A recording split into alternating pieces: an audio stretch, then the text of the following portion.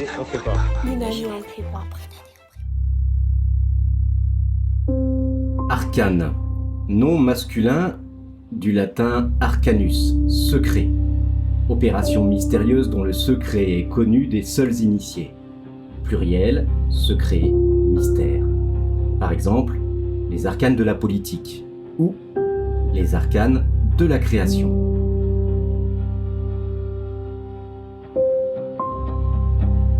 Dans les deux cas de figure, dans le domaine de la politique comme dans le domaine de la création, règne une certaine opacité.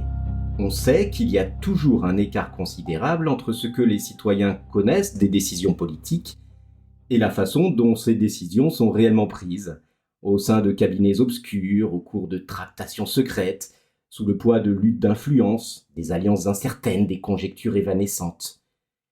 La plus grosse partie de l'activité politique se joue à l'abri des regards indiscrets, dans des forums très éloignés de l'agora.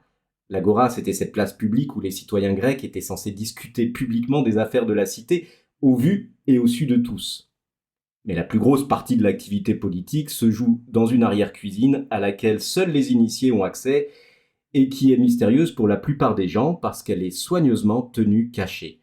En ce sens, l'expression « les arcanes de la politique » renvoie bien à une opération mystérieuse. Mais ce mystère tient au fait que la partie la moins avouable et sans doute aussi la moins ragoûtante de cette activité politique est tenue secrète et réservée aux seuls initiés. Un homme politique n'avoue pas volontiers à ses électeurs ce qui, dans les décisions qu'il prend ou qu'il recommande de prendre, échappe à la sincère conviction personnelle et renvoie à d'occultes tractations et à des tactiques de cabinet.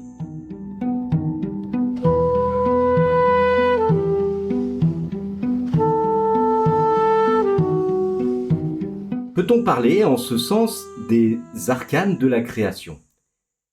Pas tout à fait.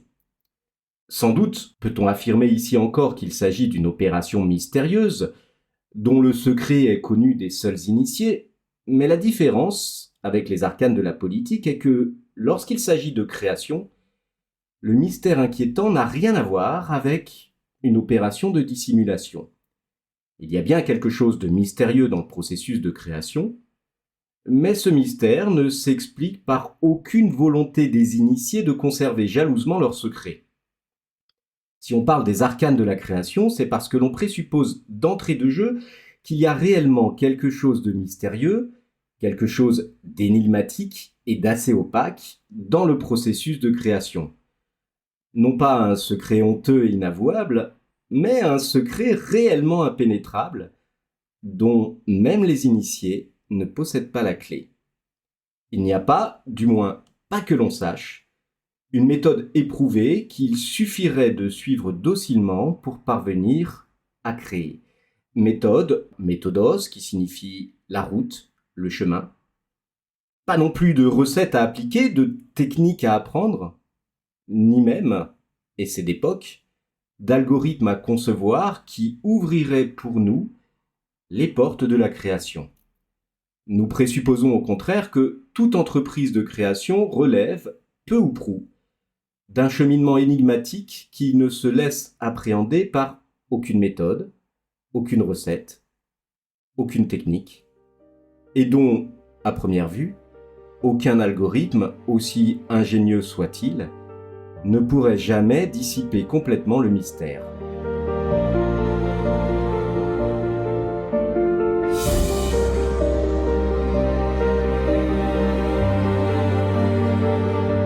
Pourquoi en va-t-il ainsi ? Pourquoi l'acte de création se voit-il accouplé à cette dimension de mystère ? Faute de pouvoir saisir la logique du processus créateur, pouvons-nous au moins saisir la raison pour laquelle ce processus échapperait à la logique ? C'est à l'évidence parce que tout processus de création s'achève dans la nouveauté. Par définition, on ne crée pas quelque chose qui existe déjà. Il n'y a création que de ce qui n'existe pas encore. Ce qui existe n'a pas besoin d'être créé. On peut l'entretenir, le conserver ou le détruire. On peut encore le reproduire ou surtout l'imiter. Mais on n'a pas besoin de le créer. Pour qu'on puisse parler de création, il faut que quelque chose vienne à l'existence qui n'existait pas auparavant. Alors, formulée ainsi, l'idée paraît assez évidente. Mais pour bien la comprendre, il faut encore préciser ce que l'on veut dire lorsque l'on parle d'une chose qui n'existe pas déjà. En un sens, cette table sur laquelle j'appuie mes mains existe déjà. Elle n'a donc pas besoin d'être créée puisqu'elle est déjà là. Mais à vrai dire, même si elle n'était pas encore là, même si elle n'avait pas encore vu le jour, elle n'aurait pas encore à proprement parler besoin d'être créée. Créer n'est pas le mot que j'emploierais dans ce cas précis. Je dirais plutôt que cette table, qui n'existe pas encore, a besoin d'être fabriquée ou produite. Et j'utiliserai le verbe fabriquer ou produire pour rendre compte du processus par lequel cette table vient à l'existence. L'activité de production renvoie au terme grec poiesis, et elle désigne cette activité qui suppose toujours une certaine idée préalable, une certaine méthode ou technique, techné en grec, permettant à l'objet de voir le jour. La poiesis, c'est l'activité de l'artisan qui applique une technique bien éprouvée, ou de la machine industrielle qui suit son algorithme de fabrication. Il n'est pas ici encore question de création, puisque même si je supposais que cette table était toute neuve, ce qu'elle n'est pas, même si je supposais qu'elle vient de sortir de l'atelier d'un menuisier, ou plus vraisemblablement d'une usine de fabrication automatique, il n'en demeurerait pas moins que cette nouveauté serait toute relative.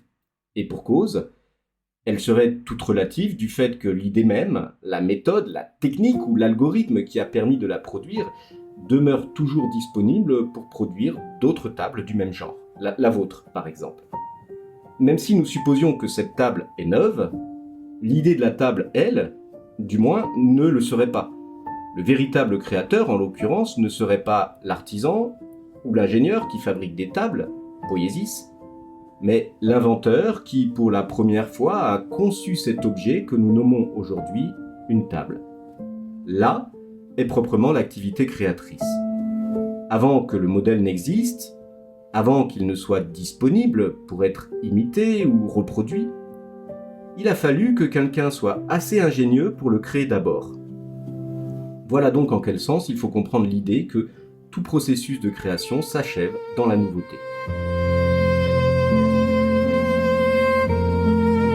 Veux-tu donc que nous donnions à Dieu le nom de créateur naturel de cet objet ou quelque autre nom semblable?